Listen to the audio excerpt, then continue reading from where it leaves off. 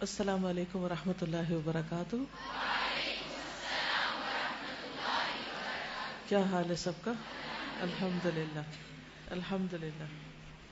تو آپ نے پھر والدین کو خوش کیا؟ کل کا ہمارا ہوم ورک والدین کو خوش کرنا تھا نا، تو کیا کیا؟ بس دعا. ان کو کیا پتا آپ نے کیا کیا؟ مساج کیا. ویری گڈ، ماشاء اللہ، بہت اچھے. اور یہ کہتی ہے کہ میں دن میں کسی نہ کسی بات پہ نہ بول دیتی تھی لیکن کل نہیں بولا. اس کا مطلب کہ آپ کانشیس نہیں. گڈ. امی کے گھر گئی بچوں کے ساتھ، تو بچوں نے کچھ گند پھیلا دیا تو انہوں نے سارا سمیٹ کر آئیں کہ بعد میں ان کو تکلیف نہ ہو. یہ چھوٹی چھوٹی چیزیں ہوتی ہیں. بعض اوقات ہم ان کو اس لیے چھوڑ دیتے ہیں کہ ماں باپ ہی ہے نا، تو ساری زندگی کرتے ہیں، اب بھی کر لیں گے. لیکن وقت کے ساتھ ساتھ ماں باپ بھی بڑے ہو جاتے ہیں، ان کو مشکل ہوتی ہے سب کچھ کرنے میں. تو میں دوبارہ یہ ہوم ورک دیتی ہوں کیونکہ صرف ایک دن کا نہیں ہے اور سب نے کیا بھی نہیں ہے، شاید بھول گئے ہیں. نوٹ کر لیں اپنی ڈائری پر، اور آج پھر جا کر اپنے امی ابا کو خوش کرنا ہے. ٹھیک ہے؟ اور نماز کے لیے کون کون الرٹ رہا؟ الحمدللہ. ٹھیک ہے. نحمده ونصلی علی رسولہ الکریم، اما بعد، فاعوذ باللہ من الشیطان الرجیم. بسم اللہ الرحمن الرحیم.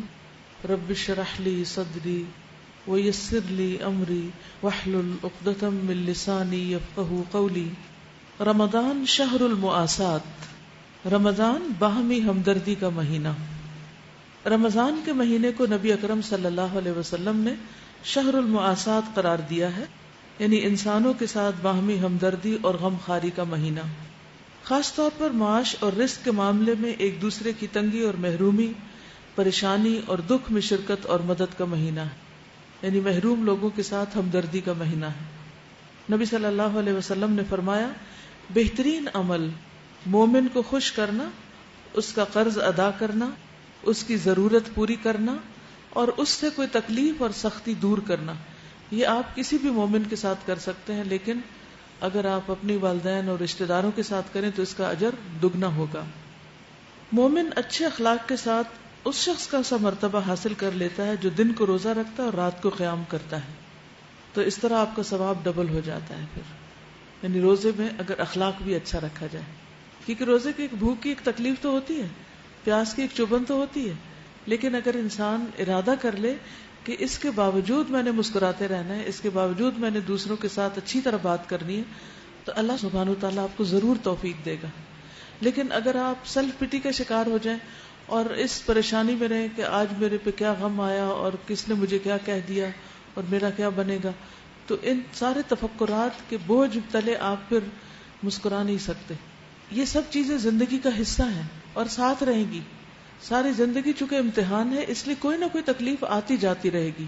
تو اس میں کیا نہیں بھولنا، اچھے اخلاق کا مظاہرہ کرنا، مسکرانا، دوسروں کی خدمت کرنا، نیکی کے مواقع سے فائدہ اٹھانا. روزہ دار کو ماہ رمضان میں خود بھوکا پیاسا رہ کر دل میں ان حاجت مندوں کا درد محسوس کرنے کا موقع ملتا ہے جو اکثر و بیشتر فاقے میں مبتلا رہتے ہیں. یوں اس کے دل کے اندر نرمی پیدا ہوتی اور وہ دوسروں کی ضروریات پوری کرنے کے لیے کوشش کرتا ہے. رمضان میں اسلاف کی مساجد ان کھانوں سے بھر جایا کرتی تھی جو وہ فقراء اور مساکین کے لیے پیش کیا کرتے تھے. کیونکہ نماز پڑھنے سبھی آتے تھے، اس لیے اکثر لوگ مسجد کو ہی مرکز بناتے کھانا تقسیم کرنے کے لیے. تو رمضان میں کھانے سے بھری بھی ہوتی تھی مساجد کہ کوئی بھی بھوکا نہ رہے. اور جس کو بھی وہ کھلاتے تھے اللہ کی محبت میں کھلاتے تھے، جیسا کہ اللہ تعالیٰ کا ارشاد ہے، وَيُطْعِمُونَ الطَّعَامَ عَلَىٰ حُبِّهِ مِسْكِينًا وَيَتِيمًا وَأَسِيرًا. وہ اللہ کی محبت میں مسکین، یتیم اور قیدی کو کھانا کھلاتے ہیں. حضرت عائشہ سے مروی ہے کہ ایک مرتبہ نبی صلی اللہ علیہ وسلم کے پاس کہیں سے گوہ آئی. گوہ ایسے ہوتی جیسے بڑی سی چھپکلی ہو، یعنی اس شکل کی ہوتی ہے، اور اہل عرب اس کو کھاتے ہیں. آپ سمجھے جیسے خرگوش ہے، وہ بھی تو جانور ہے نا، ہمارا اصل میں ٹیسٹ نہیں ہے نا، اس لیے تو آپ نے اسے تناول نہیں فرمایا، یعنی آپ کو پسند نہیں تھی اور نہ ہی اس سے منع کیا. میں نے عرض کیا، اللہ کے رسول، کیا ہم یہ مسکینوں کو نہ کھلا دیں؟ آپ صلی اللہ علیہ وسلم نے فرمایا، لا تطعموہم مما لا تأکلون. جو چیز تم خود نہیں کھاتے وہ انہیں بھی مت کھلاؤ. تو اب یہ کرنے کے کام نیچے موجود ہیں کتاب میں، ان سب کو آپ پڑھ لیجئے، آپ دیکھ لیجئے کہ آپ کس کس کو کھلا سکتے ہیں. ان میں سے کوئی نہ کوئی ایسا ضرور ہو سکتا ہے جس کی مدد آپ کر سکتے ہوں، خواہ وہ آپ کے ہمسائے ہوں، دوست ہوں، بیوہ، یتیم، محتاج، بیمار، ہسپتالوں میں مریض، یا ان کے لواحقین جو اٹینڈنٹس ہوتے ہیں، بعض اوقات ان کو روزہ کھولنے کے لیے کچھ بھی نہیں ملتا، اسی طرح قیدی، جیلوں میں لوگ، پھر جو آپ سے خود مانگنے کے لیے آ جائیں، سوالی، پھر اسی طرح یہ کہ ملازمین کو کاموں میں رعایت دیں، گھر کے جو ملازم ہوں، پھر بزرگوں کا احترام، بچوں کے ساتھ شفقت اور محبت کا معاملہ، پھر رشتہ داروں سے صلہ رحمی، عید کے موقع پر ان کو تحفے تحائف رمضان میں ہی دے دیں، پھر جو لوگ روٹھے ہوئے ہیں ان کو منائیں، جو آپس میں ایک دوسرے کے ساتھ کسی بھی وجہ سے ناراض ہوں، پھر لوگوں کے لیے اپنے دلوں کو صاف کر دیں اور لوگوں کے قصور معاف کر دیں اور ہر ایک کے ساتھ احسان کا رویہ اختیار کریں، اور پھر نیکیوں کے کام میں دوسروں کو اپنے ساتھ شریک کر لیں.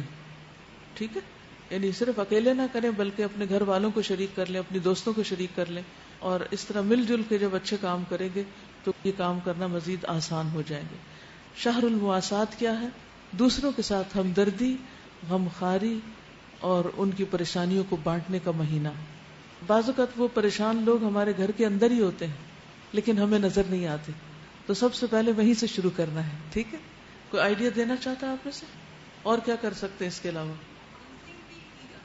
کاؤنسلنگ بھی کی جا سکتی ہے. جیسے کوئی ڈپریسڈ ہے، کوئی پریشان ہے، تو آپ اس کی مدد کیجیے. ٹھیک ہے نا، اس کو اچھے سولوشن دیجیے، اس کو ایسے مشورے دیجیے کہ جس سے اس کی مشکل آسان ہو جائے. چلیے آگے چلتے ہیں. 17واں پارہ. بسم اللہ الرحمن الرحیم. اقترب للناس حسابهم وهم في غفلة معرضون ما يأتيهم من ذكر من ربهم محدث إلا استمعوه وهم يلعبون لاهية قلوبهم وأسروا النجوى الذين ظلموا هل هذا إلا بشر مثلكم أفتأتون السحر وأنتم تبصرون قال ربي يعلم القول في السماء والأرض وهو السميع العليم بل قالوا أضغاث أحلام بل افتراه بل هو شاعر فليأتنا بآية كما أرسل الأولون ما آمنت قبلهم قرية أهلكناها أفهم يؤمنون وما أرسلنا قبلك إلا رجالا نوحي إليهم فاسألوا أهل الذكر إن كنتم لا تعلمون. شروع کرتی ہوں اللہ کے نام سے جو بے انتہا مہربان نہایت رحم فرمانے والا ہے. قریب آ گیا ہے لوگوں کے حساب کا وقت، اور وہ ہیں کہ غفلت میں منہ موڑے ہوئے ہیں. ان کے پاس جو تازہ نصیحت بھی ان کے رب کی طرف سے آتی ہے اس کو بتکلف سنتے ہیں اور کھیل میں پڑے رہتے ہیں. دل ان کے دوسری ہی فکروں میں منہمک ہیں. اللہ سبحانہ وتعالی تمام انسانوں کو متنبہ کر رہے ہیں کہ ان کے حساب کا وقت قریب آ چکا ہے. حساب کب ہوتا ہے؟ ایک تو انسان کی موت کے بعد اس کی قبر میں ہوتا ہے، دوسرے قیامت کے دن ہوگا. تو اس کا ایک معنی تو یہ ہے کہ قیامت قریب آ لگی ہے، اور حقیقت یہ ہے کہ قیامت کے آثار جو ہیں وہ مختلف نشانیوں کی شکل میں نظر آتے ہیں. لیکن اصل قیامت جب بھی آئے، ہر انسان کی قیامت اس دن آ جاتی ہے جب وہ فوت ہوتا ہے. رسول اللہ صلی اللہ علیہ وسلم نے فرمایا، جب اعرابیوں میں سے کچھ لوگ نبی صلی اللہ علیہ وسلم کی خدمت میں آتے اور پوچھتے کہ قیامت کب آئے گی، تو آپ ان کے چھوٹے کی طرف دیکھ کر فرماتے، یعنی چھوٹے بچے کی طرف، کہ اگر یہ زندہ رہا تو اس پر بڑھاپا نہیں آئے گا یہاں تک کہ تم پر تمہاری قیامت آ جائے گی، یعنی موت آ جائے گی. تو قیامت سے مراد موت بھی ہے اور قیامت سے مراد یوم القیامہ بھی ہے، کیونکہ من مات فقد قامت قیامتہ، جو مر گیا اس کی قیامت آئی ہی گئی، کیونکہ اب وہ آگے ہی جائے گا، پیچھے تو نہیں پلٹ سکتا. اور نبی صلی اللہ علیہ وسلم کا آنا بھی قیامت کے قریب ہونے کی علامت ہے. حدیث میں آتا ہے آپ صلی اللہ علیہ وسلم نے فرمایا مجھے اور قیامت کو اس طرح بھیجا گیا، اور آپ نے شہادت اور درمیان والی انگلی کو آپس میں ملا کر بتایا، یعنی دو انگلیوں کو اکٹھا کیا کہ اب اس کے بعد بیچ میں کوئی اور نبی نہیں آئے گا، اب آخرت ہی ہوگی. تو حقیقت یہ ہے کہ ہر انسان جو اس دنیا میں ہے، چاہے میں ہوں، آپ ہوں، کوئی بھی ہو، کوئی نیک ہو یا بد ہو، ہر انسان زندگی سے زیادہ موت کے قریب ہے.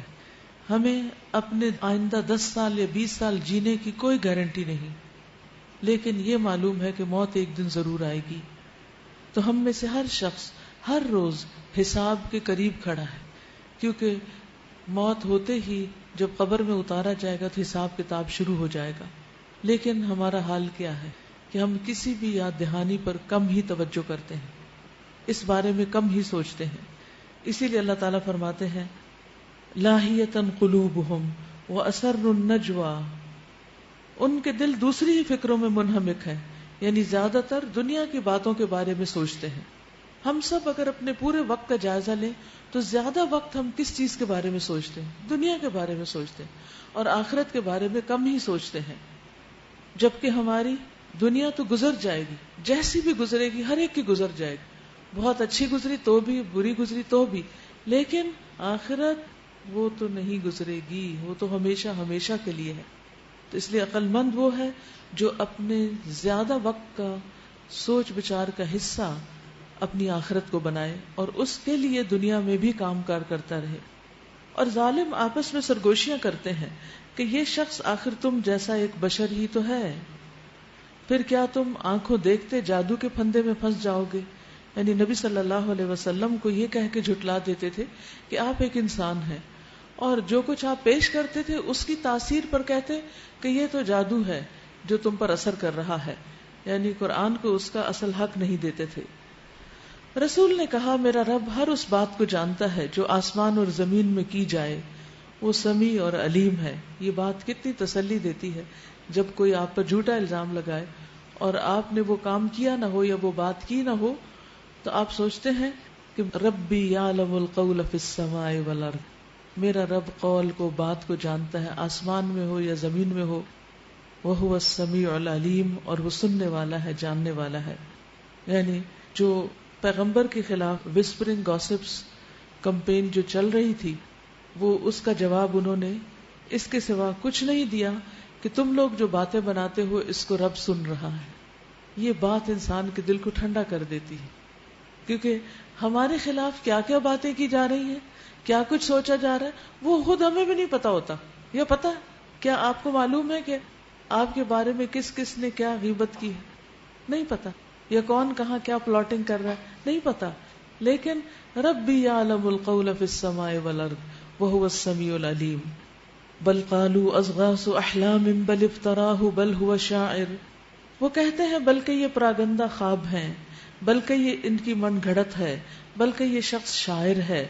یعنی کوئی الزام ایسا نہیں تھا جو انہوں نے نہ دھرا ہو آپ پر، ورنہ یہ لائے کوئی نشانی جس طرح پرانے زمانے کے رسول نشانیوں کے ساتھ بھیجے گئے تھے. حالانکہ ان سے پہلے کوئی بستی بھی جسے ہم نے ہلاک کیا ایمان نہ لائی، اب کیا یہ ایمان لائیں گے؟ اور اے محمد صلی اللہ علیہ وسلم، آپ سے پہلے بھی ہم نے انسانوں ہی کو رسول بنا کر بھیجا تھا جن پر ہم وحی کیا کرتے تھے. یعنی پہلے پیغمبر معجزات لائے لیکن وحی بھی لائے تھے، تو آپ کی طرف بھی وہی بھیجی جا رہی ہے. اور آپ صلی اللہ علیہ وسلم کا معجزہ تو خود قرآن تھا جو وحی الہی پر مبنی ہے. تم لوگ اگر علم نہیں رکھتے تو اہل کتاب سے پوچھ لو، یعنی اہل کتاب سے پوچھو کہ ان کے پیغمبروں کے پاس کیا آیا تھا. یہاں سے ایک اہم بات ہمیں پتہ چلتی ہے کہ جو بات معلوم نہ ہو وہ کسی سے پوچھ لی جائے، سوال کر لیا جائے، کیونکہ سوال کرنے سے انسان کو مشکل سے نجات مل جاتی ہے، اس کا شرح صدر ہو جاتا ہے، اس کا غم دور ہو جاتا ہے. لیکن سوال بھی حد کے اندر رہ کر، سوالوں کی کثرت بھی ناپسندیدہ ہے. لیکن سوال کس سے کیا جائے؟ جو اس کا جواب جانتا ہو. اور اگر کوئی اس بات کا اقرار کرے کہ میں نہیں جانتا تو اس کی بات کو مان لیا جائے. کیونکہ بعض لوگ سوال کا جواب دینے کی کوشش کرتے ہیں ہر حال میں، ہر صورت میں، چاہے جواب آتا ہو یا نہ آتا ہو. تو اس سے بھی پرہیز کرنا چاہیے. سوال کرنے کا فائدہ کیا ہے؟ تاکہ انسان غلط کام سے بچ جائے. جابر رضی اللہ عنہ کہتے ہیں کہ ہم ایک سفر میں نکلے تو ایک شخص کو پتھر لگ گیا اور اس کے سر میں زخم ہو گیا. پھر اسے احتلام ہو گیا، یعنی ناپاک ہو گیا.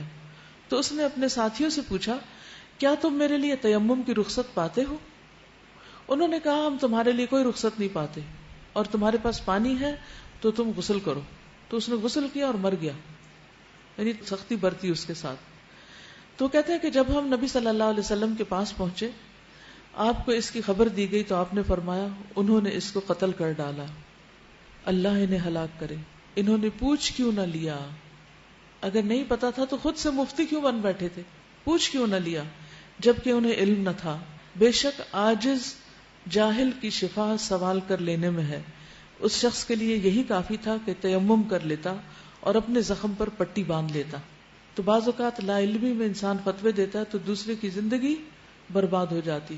کوئی جان سے جاتا ہے اور کوئی مال سے جاتا ہے اور کوئی کسی اور چیز سے. وَمَا جَعَلْنَاهُمْ جَسَدًا لَا يَأْكُلُونَ الطَّعَامَ وَمَا كَانُوا خَالِدِينَ. وَمَا جَعَلْنَاهُمْ جَسَدًا، اور ان لوگوں کو یعنی ان رسولوں کو ہم نے کوئی ایسا جسم نہیں دیا کہ وہ کھاتے نہ ہوں. وہ فرشتے نہیں تھے، وہ انسان تھے. کتنی بڑی دلیل ہے کہ پیغمبر بشر ہوتے ہیں. اور نہ وہ سدا جینے والے تھے، یعنی ان پر بھی موت آئی. پھر دیکھ لو کہ آخر کار ہم نے ان کے ساتھ اپنے وعدے پورے کیے اور انہیں اور جس جس کو ہم نے چاہا بچا لیا اور حد سے گزر جانے والوں کو ہلاک کر دیا. لوگو ہم نے تمہاری طرف ایک ایسی کتاب بھیجی ہے جس میں تمہارا ہی ذکر ہے، کیا تم سمجھتے نہیں ہو؟ افلا تعقلون. کوئی کتاب ایسی ہے جس میں آپ لوگوں کا ذکر ہو؟ جب انسان کو یہ پتا چلتا ہے کہ آج اخبار میں میرا نام آیا ہے یا کسی رسالے میں آیا ہے یا کسی کتاب میں ذکر آیا ہے میرا، تو انسان کا رد عمل کیا ہوتا ہے؟ کیا ری ایکشن ہوتا ہے؟ فوراً کون سی کتاب، کون سی جگہ، کون سا رسالہ، اچھا میں اس کو خرید لیتا ہوں. اور پھر خرید کے اس کو سنبھال کے رکھتے ہیں اور بس چلے تو اسے فریم کرا کے رکھ لیں. دنیا کی کتابوں کے بارے میں تو ہم اتنے زیادہ خوش ہوتے ہیں کہ ہمارا کسی جگہ نام آ جائے، لیکن اللہ سبحانہ وتعالیٰ فرماتے ہیں کہ لوگوں اس میں تمہارا ذکر ہے. لقد انزلنا الیکم کتابا فیہ ذکرکم، یہ قرآن تمہارے ذکر سے بھرا ہوا ہے. افلا تعقلون، کیا تم سمجھتے نہیں ہو؟ یعنی سمجھ بوجھ سے کام نہیں لیتے. اور ایک حقیقت ہے کہ آپ جب بھی قرآن پڑھتے ہیں اور سنتے ہیں تو یوں لگتا ہے کہ جیسے یہ میرے بارے میں بات ہو رہی ہے، اس میں میرا ذکر ہو رہا ہو، یہ میری کہانی ہے. وَكَمْ قَصَمْنَا مِنْ قَرْيَةٍ كَانَتْ ظَالِمَةً وَأَنشَأْنَا بَعْدَهَا قَوْمًا آخَرِينَ. کتنی ہی ظالم بستیاں ہیں جن کو ہم نے پیس کر رکھ دیا اور ان کے بعد دوسری کسی قوم کو اٹھایا. جب ان کو ہمارا عذاب محسوس ہوا تو لگے وہاں سے بھاگنے. کہا گیا بھاگو نہیں، جاؤ اپنے انہی گھروں اور عیش کے سامانوں میں جن کے اندر تم چین کر رہے تھے، شاید کہ تم سے پوچھا جائے. کہنے لگے ہائے ہماری کم بختی، بے شک ہم خطاوار تھے. اور وہ یہی پکارتے رہے یہاں تک کہ ہم نے ان کو کھلیان کر دیا، زندگی کا ایک شرارہ تک ان میں نہ رہا. یعنی جن بستیوں نے رب کی بات نہیں مانی، پھر دیکھو کہ ان کا انجام کیا ہوا، ان پر کیسا عذاب آیا. اور عذاب نیچرل ڈیزاسٹرز کی شکل میں آیا. ہم نے اس آسمان اور زمین کو اور جو کچھ بھی ان میں ہے کچھ کھیل کے طور پر نہیں بنایا. اگر ہم کوئی کھلونا بنانا چاہتے اور بس یہی کچھ ہمیں کرنا ہوتا تو اپنے ہی پاس سے کر لیتے، تم سب کو پیدا کرنے کی ضرورت نہیں تھی. مگر ہم تو باطل پر حق کی چوٹ لگاتے ہیں جو اس کا سر توڑ دیتی ہے. یعنی باطل کے پاس کوئی جواب نہیں ہوتا، وہ لاجواب ہو جاتا ہے. ان کے پاس کوئی دلیل نہیں ہوتی اور وہ دیکھتے دیکھتے مٹ جاتا ہے. اور تمہارے لیے تباہی ہے ان باتوں کی وجہ سے جو تم بناتے ہو. وَلَهُ مَن فِي السَّمَاوَاتِ وَالْأَرْضِ وَمَنْ عِندَهُ لَا يَسْتَكْبِرُونَ عَنْ عِبَادَتِهِ وَلَا يَسْتَحْسِرُونَ يُسَبِّحُونَ اللَّيْلَ وَالنَّهَارَ لَا يَفْتُرُونَ. زمین اور آسمانوں میں جو مخلوق بھی ہے اللہ کی ہے، اور جو فرشتے اس کے پاس ہیں وہ نہ اپنے آپ کو بڑا سمجھ کر اس کی بندگی سے سرتابی کرتے ہیں اور نہ ملول ہوتے ہیں، تھکتے ہی نہیں، شب و روز اس کی تسبیح کرتے رہتے ہیں، دم نہیں لیتے. آپ لوگوں کی تسبیحات کا کیا حال ہے؟ صبح و شام سبحان اللہ و بحمدہ، سبحان اللہ والحمد للہ ولا الہ الا اللہ واللہ اکبر، سبحان اللہ والحمد للہ اور اللہ اکبر ہر نماز کے بعد. تو تسبیحات جو ہیں یہ اپنی زندگی کا حصہ بنا لیں. کہیں بھی ہو، کچھ بھی کر رہے ہو. جب یہاں سے اٹھتے نا، آپ یہاں سے کلاس روم تک جا رہے ہوتے ہیں، گیٹ پہ جا رہے ہوتے ہیں، ویٹ کر رہے ہوتے ہیں، گاڑی میں جا رہے ہوتے ہیں، تو جتنا بھی ٹائم آپ کو فارغ ملے اس میں فوراً تسبیح شروع کر دیں. کیونکہ اللہ سبحانہ و تعالیٰ یہاں فرشتوں کی تعریف بیان کر رہے ہیں کہ فرشتے ایسے ہیں جو اللہ کا ذکر، اللہ کی تسبیح کرتے چلے جاتے ہیں اور تھکتے نہیں، دم نہیں لیتے. کیا ان لوگوں کے بنائے ہوئے عرضی الہ ایسے ہیں کہ بے جان کو جان بخش کر اٹھا کھڑا کرتے ہو؟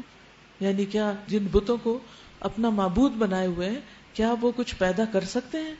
اگر آسمان و زمین میں ایک اللہ کے سوا دوسرے الہ بھی ہوتے تو زمین و آسمان دونوں کا نظام بگڑ جاتا. پس پاک ہے اللہ رب العرش ان باتوں سے جو یہ لوگ بنا رہے ہیں. دنیا میں بھی اگر ایک گھر میں 2 ذمہ دار ہو جائیں، ایک ادارے میں 2 پرنسپل ہو جائیں تو اس میں بھی لڑائیاں شروع ہو جائیں گی. تو کہاں یہ کہ اس پوری کائنات کے 2 الہ ہوں؟ ایک بس کے 2 ڈرائیور ہوں تو پھر کدھر جائے گی بس؟ جب آپ کبھی اپنے ہسبینڈ کے ساتھ یا بھائی کے ساتھ بیٹھے اور آپ کو بھی ڈرائیونگ آتی ہو اور تھوڑی سی آپ انسٹرکشنز دینا شروع کر دیں، ادھر نہ مڑے، ادھر نہ دیکھے، وہ نہ کرے، تو کیا ہوتا ہے؟ آپ چلا نہیں رہے ہوتے، صرف انسٹرکشن ہی دے رہے ہوتے. دیکھے دیکھے وہ آگے کیا آ رہا ہے، دیکھے وہ کیا کر رہا ہے. تو اس سے ڈرائیونگ کرنے والا کتنا اریٹیٹ ہوتا ہے. تو اسٹیئرنگ ایک کے ہاتھ میں اچھا لگتا ہے نا. تو اس پوری کائنات کا کنٹرول ایک اللہ کے ہاتھ میں ہے، اور اللہ نے کسی کو ایسا پیدا نہیں کیا کہ وہ اٹھ اٹھ کے مشورے دے کہ دیکھیں اللہ تعالیٰ دنیا میں کیا ہو رہا ہے اور آسمان پہ کیا ہو رہا ہے، وہ دیکھیں فرشتے کیا کر رہے ہیں. کوئی ایسی ہستی نہیں ہے. لا يسأل عما يفعل وهم يسألون. وہ اپنے کاموں کے لیے کسی کے آگے جواب دہ نہیں اور وہ سب جواب دہ ہیں. یعنی اللہ تعالیٰ سے کوئی نہیں پوچھ سکتا لیکن اللہ تعالیٰ سب سے پوچھ سکتے ہیں. کیا اسے چھوڑ کر انہوں نے دوسرے خدا بنا لیے ہیں؟ اے محمد صلی اللہ علیہ وسلم ان سے کہیے کہ لاؤ اپنی دلیل. یہ کتاب بھی موجود ہے جس میں میرے دور کے لوگوں کے لیے نصیحت ہے، اور وہ کتابیں بھی موجود ہیں جن میں مجھ سے پہلے لوگوں کے لیے نصیحت تھی، مگر ان میں سے اکثر لوگ حقیقت سے بے خبر ہیں، اس لیے منہ موڑے ہوئے ہیں. ہم نے تم سے پہلے جو رسول بھی بھیجا ہے اس کو یہی وحی کی ہے کہ میرے سوا کوئی الہ نہیں، بس تم لوگ میری ہی بندگی کرو. یہ کہتے ہیں رحمان اولاد رکھتا ہے. سبحان اللہ، وہ تو بندے ہیں جنہیں عزت دی گئی ہے. یعنی اللہ تعالیٰ کے بیٹے نہیں ہیں وہ جنہیں اللہ تعالیٰ نے بڑا مقام دیا ہے. اس کے حضور بڑھ کر بولتے نہیں، یعنی بندگی بجا لاتے ہیں اور اللہ تعالیٰ کے سامنے کسی قسم کی کوئی گستاخی نہیں کرتے اور بس اس کے حکم پر عمل کرتے ہیں. یعنی عملی طور پر بھی اس کی ہر بات مانتے ہیں. جو کچھ ان کے سامنے ہے اسے بھی وہ جانتا ہے اور جو کچھ ان سے اوجھل ہے اس سے بھی وہ باخبر ہے. وہ کسی کی سفارش نہیں کرتے بسوا اس کے جس کے حق میں سفارش سننے پر اللہ راضی ہو، اور وہ اس کے خوف سے ڈرے رہتے ہیں. یعنی فرشتے اللہ کے خوف سے ڈرتے ہیں باوجود اس کے کہ ہر وقت تسبیح کرتے ہیں، کچھ ہر وقت سجدے میں پڑے ہوئے ہیں، کچھ ہر وقت رکوع کر رہے ہیں، پھر بھی اللہ سے ڈرتے ہیں، پھر بھی ہر وقت بات مانتے ہیں. اور ہم کم ہی مانتے ہیں اور پھر بھی ڈرتے نہیں. تو ہمیں فرشتوں کی مثال سے سمجھنا چاہیے. اور جو ان میں سے کوئی کہہ دے کہ اللہ کے سوا میں بھی ایک الہ ہوں تو ہم اسے جہنم کی سزا دیں. ہمارے ہاں ظالموں کا یہی بدلہ ہے. اولم یر الذین کفروا ان السماوات والارض کانتا رتقا ففتقناہما. کیا وہ لوگ جنہوں نے نبی صلی اللہ علیہ وسلم کی بات ماننے سے انکار کر دیا ہے غور نہیں کرتے؟ کیا کفر کرنے والے غور نہیں کرتے؟ کس کو غور و فکر کی دعوت دی جا رہی ہے؟ کفار کو، کہ یہ سب آسمان اور زمین باہم ملے ہوئے تھے اور اب سب یہی بات مانتے ہیں کہ سب کچھ ایک تھا سپر ایٹم کی شکل میں. پھر ہم نے انہیں جدا کیا اور پانی سے ہر زندہ چیز کو پیدا کیا. آج آپ کی سائنس کیا کہتی ہے کہ زندگی کی بنیاد کیا ہے؟ پانی. کیا وہ ہماری اس خلاقی کو نہیں مانتے؟ اور ہم نے زمین میں پہاڑ جما دیے تاکہ وہ انہیں لے کر ڈھلک نہ جائے اور اس میں کشادہ راہیں بنا دی شاید کہ لوگ اپنا راستہ معلوم کر لیں. یعنی ایک تو ہم ہائی ویز بناتے ہیں نا، سڑکیں بنتی، لیکن اس کے علاوہ کچے راستوں میں بھی نیچرل سڑکیں بنی ہوئی ہیں. یعنی پہاڑوں کے بیچ بیچ میں ایسے خم ہیں کہ جن سے لوگ ایک علاقے سے دوسرے میں سفر کرتے ہیں، اور بعد میں انہی پر روڈز بھی بنا لی گئی. شاید کہ لوگ اپنا راستہ معلوم کر لیں، اور ہم نے آسمان کو ایک محفوظ چھت بنا دیا، مگر یہ ہے کہ اس کی نشانیوں کی طرف توجہ ہی نہیں کرتے، یعنی نہ زمین کی طرف دیکھتے نہ آسمان کی طرف غور و فکر نہیں کرتے۔ وَهُوَ الَّذِي خَلَقَ اللَّيْلَ وَالنَّهَارَ وَالشَّمْسَ وَالْقَمَرَ كُلٌّ فِي فَلَكٍ يَسْبَحُونَ، وہ اللہ ہی ہے جس نے رات اور دن بنائے اور سورج اور چاند کو پیدا کیا، سب ایک ایک فلک میں تیر رہے ہیں، ہر ایک کا اپنا آربٹ ہے، اس میں گھوم رہا ہے، اپنا کام کر رہا ہے۔ پوری پوری گیلیکسیز بعض اوقات گھومتے گھومتے ایک دوسرے کے اندر سے گزر جاتے ہیں اور ان کو اپنے راستے معلوم ہوتے اور ان کے درمیان کوئی ٹکراؤ نہیں ہوتا۔ اور وہ اللہ ہی ہے جس نے رات اور دن بنائے اور سورج اور چاند کو پیدا کیا، سب ایک ایک فلک میں تیر رہے ہیں۔ اور اے محمد صلی اللہ علیہ وسلم، ہمیشگی تو ہم نے آپ سے پہلے بھی کسی انسان کے لیے نہیں رکھی، یعنی اس دنیا میں کوئی ہمیشہ زندہ نہیں رہا۔ أَفَإِن مِتَّ فَهُمُ الْخَالِدُونَ، کیا پھر اگر آپ فوت ہو گئے تو کیا یہ ہمیشہ رہیں گے؟ كُلُّ نَفْسٍ ذَائِقَةُ الْمَوْتِ وَنَبْلُوكُمْ بِالشَّرِّ وَالْخَيْرِ فِتْنَةً وَإِلَيْنَا تُرْجَعُونَ، ہر جاندار کو موت کا مزہ چکھنا ہے، اور ہم اچھے اور برے حالات میں ڈال کر تم سب کی آزمائش کر رہے ہیں، آخر کار تمہیں ہماری ہی طرف پلٹنا ہے۔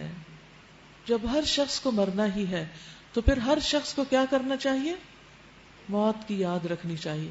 موت صرف بیماروں کے لیے نہیں ہوتی، موت صرف بوڑھوں کے لیے نہیں ہوتی، موت تو ہر ایک کے لیے ہے جب اس کا وقت مقرر پورا ہو جائے۔ رسول اللہ صلی اللہ علیہ وسلم نے فرمایا، لذتوں کو توڑنے والی چیز موت کو کثرت سے یاد کرو، اور پھر انسان اپنی منزل کی تیاری کرتا رہے۔ براء ابن عازب کہتے ہیں کہ ایک مرتبہ ہم حضور صلی اللہ علیہ وسلم کے ساتھ جا رہے تھے کہ آپ کی نظر کچھ لوگوں پر پڑی۔ آپ نے پوچھا، یہ لوگ کیوں جمع ہیں، یہ کیا کر رہے ہیں یہاں؟ بتایا گیا کہ قبر کھود رہے ہیں۔ رسول اللہ صلی اللہ علیہ وسلم تیزی سے آگے بڑھے اور اپنے ساتھیوں سے آگے نکل گئے، یہاں تک کہ اس قبر کے قریب پہنچ گئے اور اس پر جھک گئے۔ راوی کہتے ہیں، میں بھی یہ دیکھنے کے لیے کہ آپ کیا کرتے ہیں تیزی سے آگے نکل گیا، یعنی جنہوں نے حدیث روایت کی ہے کہ آپ وہاں کیوں گئے، یعنی کچھ لوگوں کو یہ تجسس ہوتا ہے نا، اور وہ سیکھنا بھی چاہتے ہیں۔ وہاں آپ صلی اللہ علیہ وسلم پہنچ کر رو رہے تھے، یہاں تک کہ آنسوؤں سے مٹی گیلی ہو گئی، زمین گیلی ہو گئی، اتنا روئے۔ پھر ہماری طرف توجہ کر کے فرمایا، اے میرے بھائیو، اس دن کے لیے تیاری کر لو۔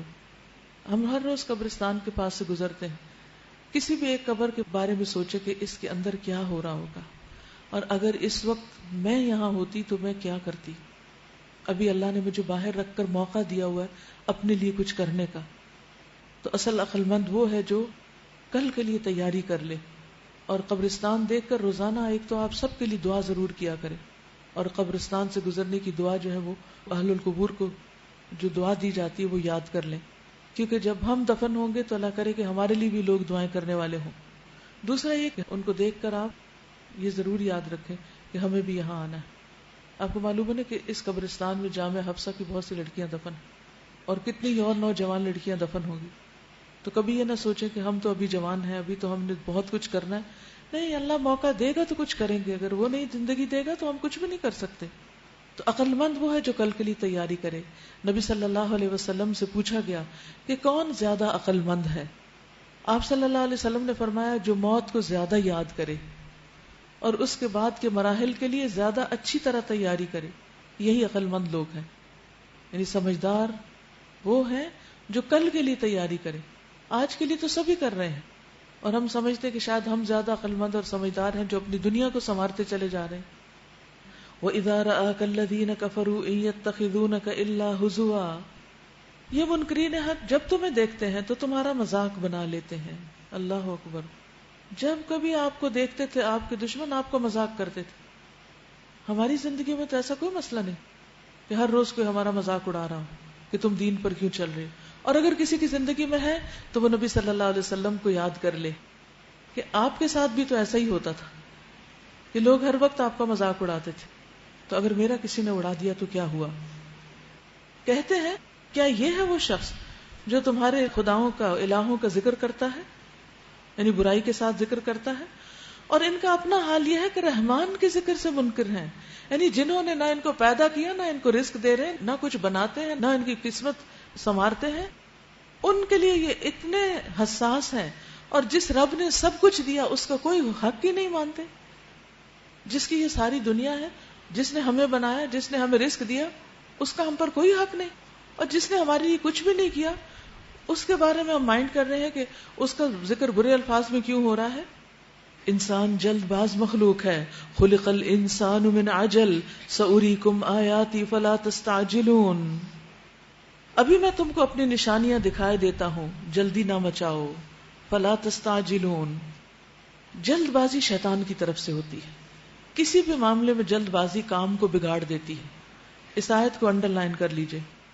خلق الانسان من عجل. ہم اس مادے سے بنے ہیں، ہماری یہ ویکنس ہے، لیکن ہمیں اس پر کنٹرول کرنا ہے.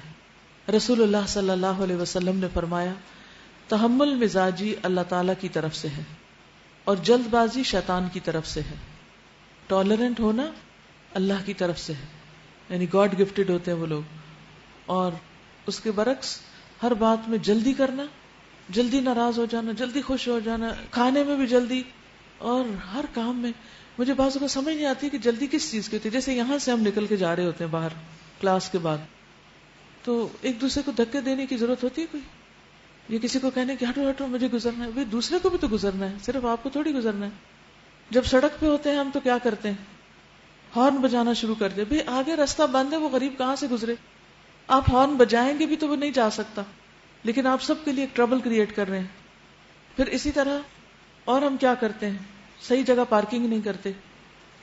کیوں؟ جلدی میں. اوہ میرا لیسن چلا جائے گا، میں فوراً بس جہاں بھی ڈبل پارکنگ کر کے آ جاتے ہیں. کیا دین پڑھنے والے لوگ ایسے ہی ہوتے ہیں؟ پھر اسی طرح اکثر مجھے، یعنی کوئی فلائٹ ایسی میں نے نہیں دیکھی جب بھی میں ٹریول کرتی ہوں کہ جب جہاز ابھی رک نہیں رہا ہوتا تو لوگ دڑ دڑ بیلٹیں کھول کے کھڑے ہو جاتے ہیں اور سامان اتارنے لگتے ہیں. اور ایک دفعہ تو میرے سر پہ کسی کا سامان گرا، بلکہ میں بیٹھی رہتی ہوں اکثر کہ سب نکل جائیں، سب نے باہر ہی جانا ہے، کوئی جہاز میں رہنے نہیں دے گا. اگر ہم بیٹھنا بھی چاہیں تو وہ ہمیں نکال دیں گے یہاں سے.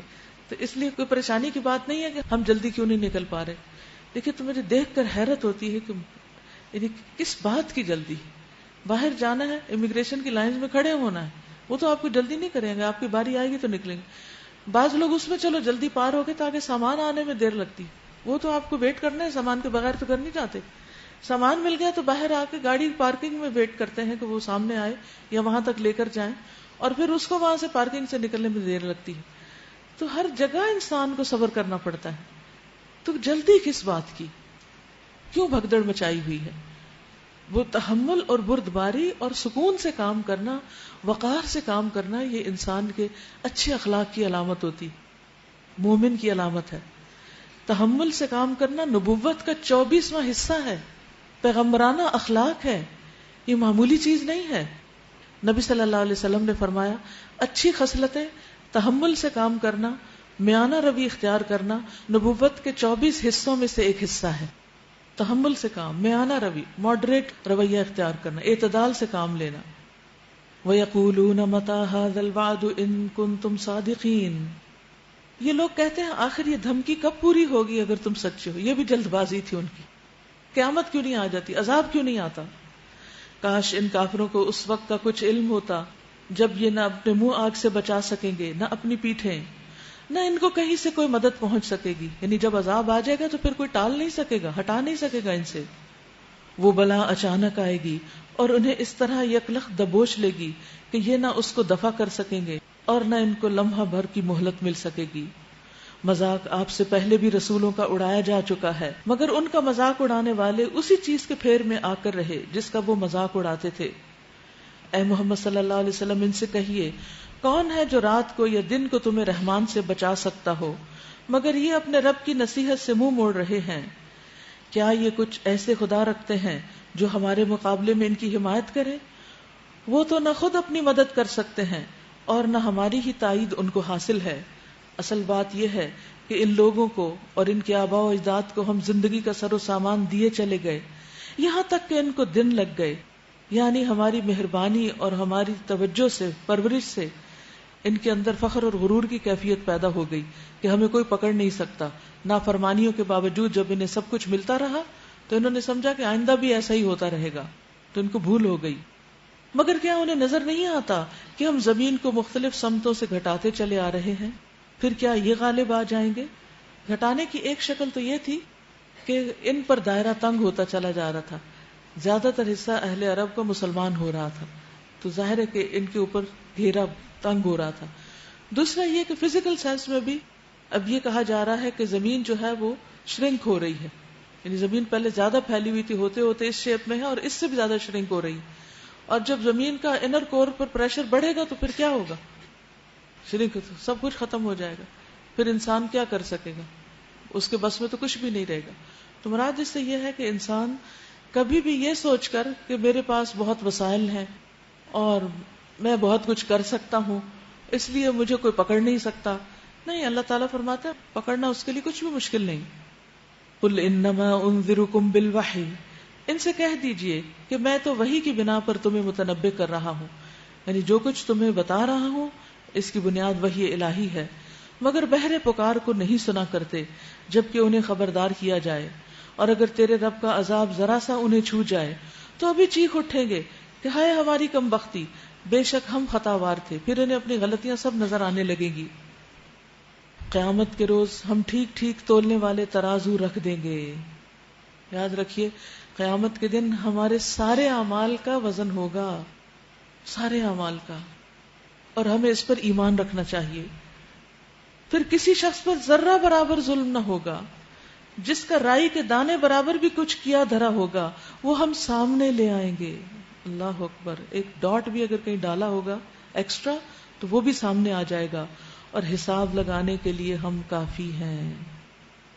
قیامت کے دن جو انصاف کے ترازو ہوں گے ان کے بارے میں حدیث میں آتا ہے، حضرت عائشہ رضی اللہ تعالی عنہا سے مروی ہے کہ رسول اللہ صلی اللہ علیہ وسلم کے ایک صحابی آپ کے سامنے بیٹھے اور کہنے لگے، یا رسول اللہ صلی اللہ علیہ وسلم، میرے کچھ غلام ہیں، میرے کچھ کام کرتے ہیں لوگ، وہ مجھ سے جھوٹ بولتے ہیں، خیانت کرتے ہیں، میرا کہنا مانتے بھی اور نہیں بھی مانتے، پھر میں انہیں مارتا ہوں جب وہ بات نہیں مانتے، برا بھلا کہتا ہوں، گالی گلوچ کرتا ہوں، تو میرا ان کے ساتھ کیا معاملہ رہے گا؟ نہیں، آخرت میں میرا کیا حساب ہوگا؟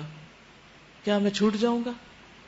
رسول اللہ صلی اللہ علیہ وسلم نے ان کو فرمایا، ان کی خیانت اور جھوٹ اور نافرمانی اور تمہاری سزا کا حساب لگایا جائے گا، سب ان کی خیانتیں جمع کر لی جائیں گی، سب جھوٹ اکٹھے کر لیے جائیں گے، اور تم نے جتنی دفعہ ان کو مارا ہوگا وہ بھی سارا گن لیا جائے گا، تو دونوں چیزوں کو، اس کے قصور اور تمہاری جو سزا ہے، دونوں آمنے سامنے رکھ دی جائے گی۔ اگر تمہاری سزا ان کے گناہوں کے برابر نکلی تو معاملہ برابر ہو جائے گا، کچھ بھی لینا دینا نہیں، اور یہ تمہارے حق میں ہوگا اور نہ تمہارے خلاف۔ اور اگر سزا ان کے گناہوں سے زیادہ ہوئی، ان کے گناہ کم تھے اور تم نے مارا زیادہ، تو اس اضافے کا تم سے بدلہ لیا جائے گا۔ اس پر وہ آدمی رسول اللہ صلی اللہ علیہ وسلم کے سامنے رونے لگا اور چلانے لگا کہ اچھا مجھ سے بدلہ لیا جائے گا میرے غلاموں کا، یعنی اس کو اتنی پریشانی ہوئی۔ نبی صلی اللہ علیہ وسلم نے فرمایا، کیا یہ آیت قرآن میں نہیں پڑھتے ہو؟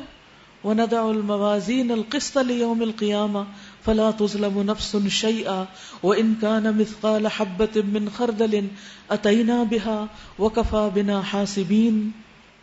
قیامت کے روز ہم ٹھیک ٹھیک تولنے والے ترازو رکھ دیں گے، پھر کسی شخص پر ذرہ برابر ظلم نہ ہوگا، جس کا رائی کے دانے برابر بھی کچھ کیا دھرا ہوگا وہ ہم سامنے لے آئیں گے، اور حساب لگانے کے لیے ہم کافی ہیں۔ تو اس لیے بہت ضروری ہے کہ انسان جب کسی سے لین دین کا معاملہ کرے، کسی کو کچھ یعنی کہ چیزوں کا تبادلہ ہوتا ہے یا کسی کو اس کا حق لوٹانا ہوتا ہے، تو کوشش کیا کرے کہ حق سے زائد ڈالے، برابر کا معاملہ نہ ہو، کہیں ایسا نہ ہو کہ ترازو ہماری طرف سے اڑ جائے، کم نہ ہو جائے اور مشکل نہ پڑ جائے، کیونکہ وہاں تو صرف نیکیاں ہوں گی۔ تو پھر وہی سبق دہرا لیجئے کہ ہر ایک کو دینے والے بنیے، جب آپ دینے والے ہوں گے کل کو کیا ہوں گے؟ لینے والے، پھر آپ کو ملتا چلا جائے گا۔ وَلَقَدْ آتَيْنَا مُوسَىٰ وَهَارُونَ الْفُرْقَانَ وَضِيَاءً وَذِكْرًا لِّلْمُتَّقِينَ، پہلے ہم موسیٰ اور ہارون کو علیہم السلام فرقان اور روشنی اور ذکر عطا کر چکے ہیں ان متقی لوگوں کی بھلائی کے لیے جو بے دیکھے اپنے رب سے ڈریں اور جن کو حساب کی اس گھڑی کا کھٹکا لگا ہوا ہو۔ اور اب یہ بابرکت ذکر ہم نے تمہارے لیے نازل کیا ہے، پھر کیا تم اس کو قبول کرنے سے انکاری ہو؟ اس وقت جو کتاب آپ کے ہاتھ میں ہے یہ بابرکت ہے، یہ اللہ سبحانہ وتعالیٰ نے آپ کے لیے بھیجی، اس لیے اس کو محبت سے دیکھا کریں، پیار سے اٹھایا کریں، خوشی سے پڑھا کریں اور اس کا حق ادا کیا کریں۔ یعنی اس کو اپنے لیے بوجھ نہیں سمجھا کریں. ھذا ذکر مبارک انزلناہ، تو اس کے کسی بھی بات کا انکار نہیں ہونا چاہیے.